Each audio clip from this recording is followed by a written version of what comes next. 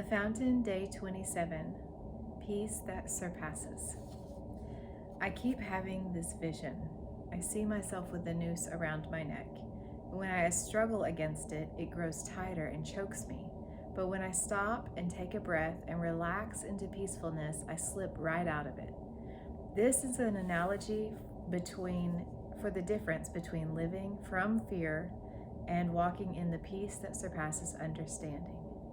The peace that surpasses understanding is a weapon. Do you realize that? Let's read these old familiar verses. Do not be anxious about anything, but in every situation, by prayer and petition with thanksgiving, present your requests to God, and the peace of God, which transcends all understanding, will guard your hearts and minds in Christ Jesus. Philippians 4, verses 6 and 7. Peace stands guard over us. Isn't it amazing that something that seems so passive is a weapon, a guard? When we consistently live life from a place of anxiety, we are breaching those walls of protection and giving ourselves to the mind of the enemy over our life. When we believe the stressful and fearful thoughts that the enemy shoots our way, we are living a life out of alignment with God. God is peace, Jehovah Shalom.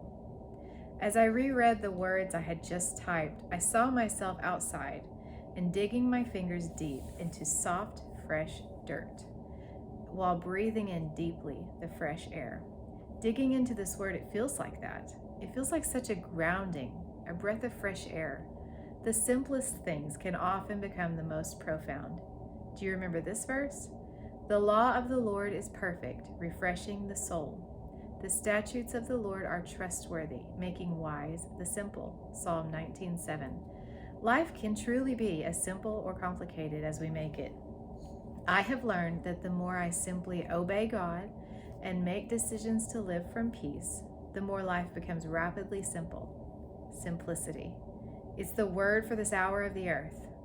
When the world is complicating everything, calling bad good and good bad, when they even want to dispute the most basic of facts, simplicity and truth are like banners of peace waving over us.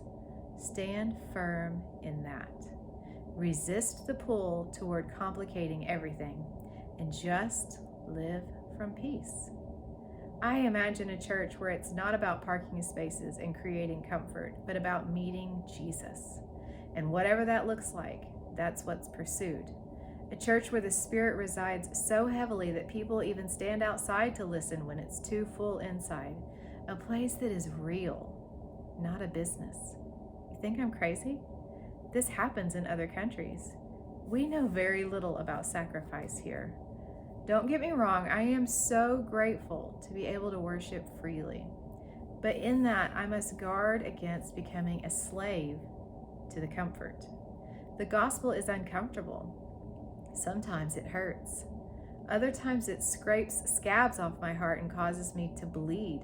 But I know that is part of refining, and I'm always grateful. It's time to stop watering down the gospel and let it do its work. All the while, remembering it is the gospel of peace. Preach the word. Be prepared in season and out of season. Correct, rebuke, and encourage with great patience and careful instruction. For the time will come when people will not put up with sound doctrine. Instead, to suit their own desires, they will gather around them a great number of teachers to say what their itching ears want to hear. They will turn their ears away from the truth and turn aside to myths. But you, keep your head in all situations, endure hardship, do the work of an evangelist, discharge all the duties of your ministry. 2 Timothy 4, verses 2 through 5. And with your feet fitted with the readiness that comes from the gospel of peace. Ephesians 6:15. Peace I leave with you, my peace I give you. I do not give it you as the world gives. Do not let your hearts be troubled, and do not be afraid. John 14:27.